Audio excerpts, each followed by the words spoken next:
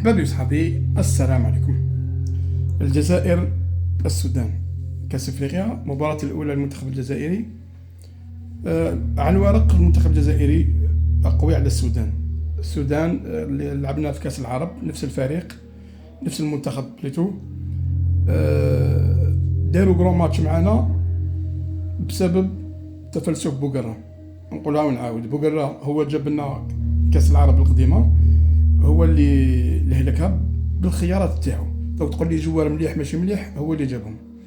هنا في هذه بيتكوفيتش دخل المنتخب، لكن كاين لاعبين زوج نحكي عليهم، على زوج لاعبين ما قدموش المنتظر منهم. الاول بونجاح، شفتو انا ما نقولش باللي بونجاح ماشي مليح، بونجاح شفتو شغل كيما كنا بكري. بونجاح كيما كان جديد، كل ما يجي يلعب في ليكيب ناسيونال ويعطوا له لا شانس دائما اورشو.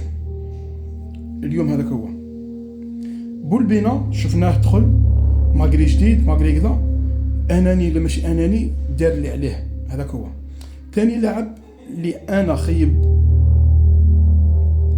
طيح لي المورال، ايت نوري. كنت نشوفه انا ونقول ايت نوري يصلح يلعب إليي، دونك في الكات تاعنا يلعب إليي غوش. لكن ايت نوري اليوم كان دوك حجام خير منه من الاخر.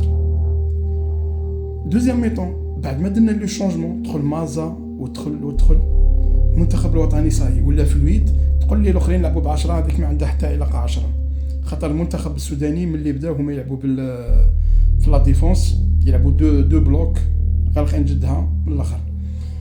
هذا الماتش ما نقولش باللي حاجه فور، لانه شفنا حنايا بوركينابيين ضد المنتخب الغينيا الاستوائيه.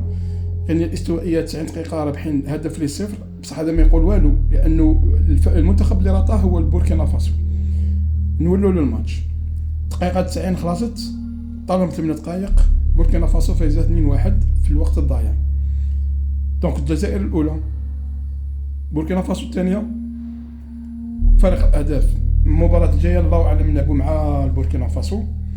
واش غنقول، يسرى واش يسرى، الدوزيام تور راح نطيحوا مع لي كاليبر كبار.